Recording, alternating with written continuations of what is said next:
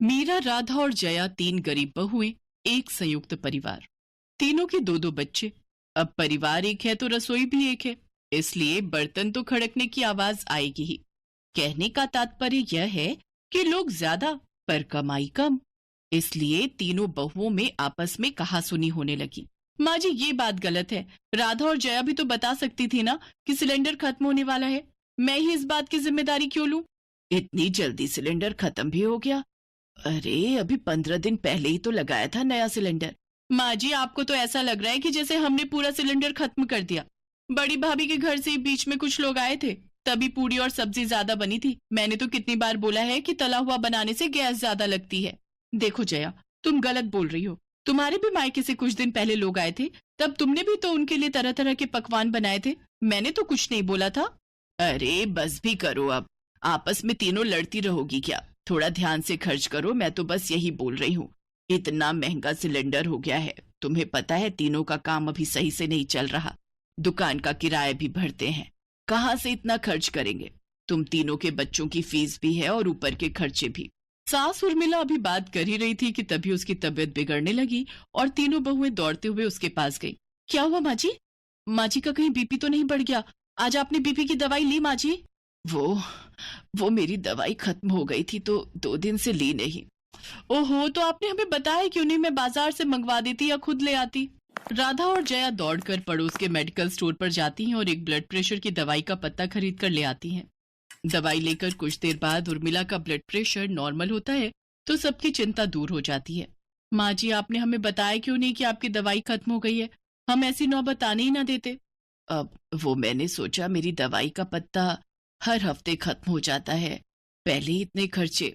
माँ जी, आप ऐसा क्यों सोच रहे हो? क्या हुआ अगर हम गरीब हैं, लेकिन आपसे ज्यादा जरूरी पैसे तो नहीं ना? आपको कुछ हो जाता तो हम क्या करते? हाँ माँ जी, हम आपसे बहुत प्यार करते हैं। ऐसा कभी मत सोचना कि आपकी दवाई आने से खर्चा होता है। बाकी और भी तो खर्चे हो रहे हैं ना, फिर आप अपने ऊपर क्यों लेते हो? आज के बाद आपकी दवाई का ध्यान हम तीनों रखेंगे। जैसे ही खत्म होने लगेगी हम पहले ही लाकर रख देंगे। जया ठीक कह रही है माँ जी, आप अपना पूरा ध्यान रखा करो। आपको पैसों की चिंता करने की कोई जरूरत नहीं है। उर्मिला की तीनों बहुएं भले ही गरीबी में दिन गुजार रही थीं, इसके लिए वो तीनों एक साथ बैठी और इस पर विचार करने लगी। राधा, जया, हम ऐसा क्या कर सकते हैं जिससे हम अधिक पैसे कमा सके? भाभी, क्यों ना हम एक बुटीक का व्यवसाय शुरू करें? सिलाई बुनाई कढ़ाई तो हम तीनों को आती है। हाँ, ये आइडिया अच्छा है। बुटीक खोलकर हम लोगों के डिजाइनर कपड़े सिल सकते हैं। आजकल ऑनलाइन भी इस काम को किया जा रहा है। हमारा काम ऑनलाइन ऑफलाइन दोनों तरह से चलेगा। हम बड़े बड़े शोरूम के लिए कपड़े तैयार करेंगे, शुरुआत भले ही छोटे से करेंगे। ये बहुत बढ़िया है। हम अपने कौशल का उपयोग करके एकजुट होकर मेहनत करेंगे तो अपने जीवन को बेहतर बना सकते हैं भाभी। तुम दोनों की बातें सुनकर मुझे भी हिम्मत मिल रही है। ठीक है, फिर हम ये काम शुरू करते हैं। तीनों बहुओं मीरा, राधा और जया ने मिलकर थोड़े थोड़े पैसे मिलाए और काम की शुरुआत की। पर अब उन्हें अपने काम को चलाना था। इसके लिए वो तीनों खुद ही मॉडल बनी और उन्होंने अपने सिले हुए सूट पहने और मोबाइल फोन से फोटो खींचे और उनको सोशल मीडिया प्लेटफॉर्म पर डाल दिया। अड़ोस पड़ोस की लेडीज ने जब उनके बनाए हुए सूट देखे तो उन्हें बहुत पसंद आए और उनका काम चल गया।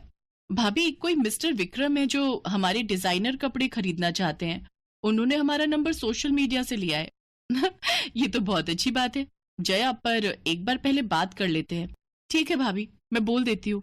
मिस्टर विक्रम जो एक अमीर व्यापारी था और उनसे मीटिंग करने के लिए उनके घर आता है। आपका काम मुझे बहुत पसंद आया है।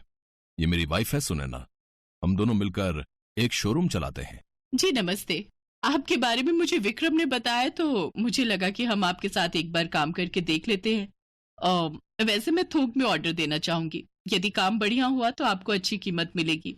हमारे बहुत से कस्टमर हैं जो इंडिया के भी हैं और इंडिया के बाहर के भी हैं।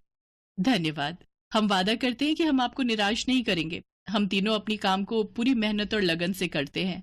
आपने हमारे बनाए हुए कपड़े देख ही लिए हैं, तो हम पूरी कोशिश करेंगे कि आपको बढ़िया से बढ़िया काम मिले। और फिर विक्रम और उसकी पत्नी सुनैना कपड़ों की डील करके चले जाते हैं। बहुओं को काफी बड़ा ऑर्डर मिलता है। तीनों बहुत खुश थीं कि उन्होंने जैसा सोचा वैसा कर दिखाया। तुम तीनों कितनी मेहनती हो ये मैं देख रही हूँ, लेकिन अपना ख्याल भी रखा करो। खाने पीने की बिल्कुल भी लापरवाही रखना ठीक नहीं। माँ जी, मैं राधा और जया को यही समझाती हूँ कि पहले कुछ खाकर ही काम पर लगा करो। पर राधा तो फिर भी सुन लेती है। जया, तुम इस बात का ध्यान रखा करो। खाली पेट काम करोगी तो तबीयत बिगड़ जाएगी। अरे भाभी, मैंने चाय बिस्किट ले लिया है। मैं सोच रही थी बस ये कुछ डिजाइन और पूरे कर लूं, फिर एक ही बार खा लूंगी। जया ने अपनी सेहत पर ध्यान नहीं दिया और फिर वही हुआ जिसका डर था। जया बीमार पड़ जाती है, जिससे समय पर ऑर्डर पूरा करने की उनकी क्षमता खतरे में पड़ जाती है। जया, तुम आराम करो, हम काम संभाल लेंगे। तीनों बहुओं का प्यार देखकर उर्मिला बहुत खुश थी। फिर भी तीनों ने मिलकर खूब मेहनत से ऑर्डर ठीक समय पर पूरा कर दिया। उस ऑर्डर से उनकी बहुत कमाई हुई। धीरे धीरे उनकी गरीबी दूर हो गई।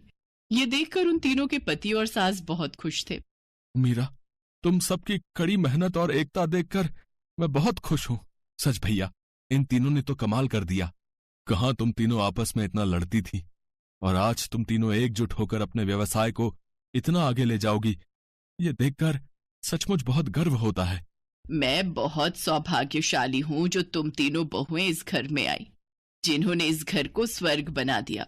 तीनों बहुएं बहुत खुश होती हैं। आज उनके बच्चे भी बढ़िया स्कूल में पढ़ाई कर रहे थे। रहने खाने की अच्छी सुविधाएं हो गई थी। सच ही तो है, हर इंसान बेहतर से बेहतर जिंदगी को जीना चाहता है, पर उसके लिए मेहनत करना बहुत जरूरी है, क्योंकि मेहनत एक न एक दिन रंग जरूर लाती है।